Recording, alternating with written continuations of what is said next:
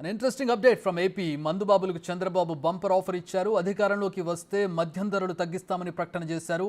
నాణ్యమైన మద్యం తక్కువ ధరలకే ఇస్తామని ప్రకటించడం వెనుక వ్యూహం ఏమై ఉండొచ్చనే చర్చ జరుగుతోంది. దీంతో మందుబాబుల ఓట్లు అధికార వైసీపీకా లేక కూటమికి పడతాయన్నది భవిష్యత్తులో తేలనుంది.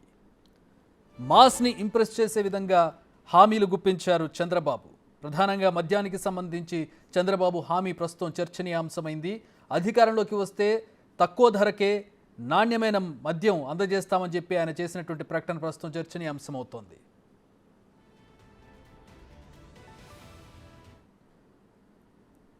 మళ్ళీ నాణ్యమైన మద్యమే కాకుండా ధరలు తగ్గించే బాధ్యత కూడా మేము తీసుకుంటాం. అది కూడా జరుగుతుంది. ఇతను చేసే పని మీకు ఇచ్చేది 10 రూపాయలు, దోచేది 100 రూపాయలు. అదే జలగా మనకు తెలియదు. ఒక్కసారి జలగ్గానే మన దగ్గర చేస్తే రక్తం తాగుతానే ఉంటుంది. అవునా కాదా? 40 రోజుల తర్వాత 50 రోజుల తర్వాత మళ్ళీ నాణ్యమైన మద్యమే కాకుండా ధరలు తగ్గించే బాధ్యత కూడా మేము తీసుకుంటాం. అది కూడా జరుగుతుంది. ఇతను చేసే పని మీకు ఇచ్చేది 10 రూపాయలు, దోచేది 100 రూపాయలు. అదే జలగా మనకు తెలియదు. ఒక్కసారి జలగ్గానే మన దగ్గర చేస్తే రక్తం తాగుతానే ఉంటుంది. అవునా కాదా? రైట్. మద్యం పాలసీకి సంబంధించి ఒక ప్రకటన చేశారు చంద్రబాబు.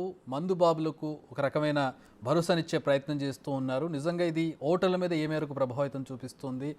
ప్రస్తుతం మద్యం పాలసీకి సంబంధించి ఎట్లాంటి పరిస్థితి ఉంది? మా ప్రతినిధి దామోదర్ని అడిగి తెలుసుకుంది. దామోదర్, చంద్రబాబు అంటే గతంలో విమర్శలు చేశారు, కానీ అధికారంలోకి వస్తే మద్యానికి సంబంధించి నాణ్యమైన మద్యాన్ని ఇస్తాము, తక్కువ ధరకి ఇస్తామనేది బహుశా ఇలాంటి వ్యాఖ్యలు గతంలో ఎప్పుడు చేసినట్టుగా అయితే మనం గమనించలేదు. ఏంటి ఇది ఏ మేరకు ప్రభావితం చేస్తుంది ఓటర్లని? అలాగే ప్రస్తుతం మద్యం పాలసీకి సంబంధించి ఎలా ఉంది పరిస్థితి? ఎందుకంటే చాలాసార్లు విమర్శలు వచ్చినటువంటి పరిస్థితి మనం చూసాం ఏపీలో.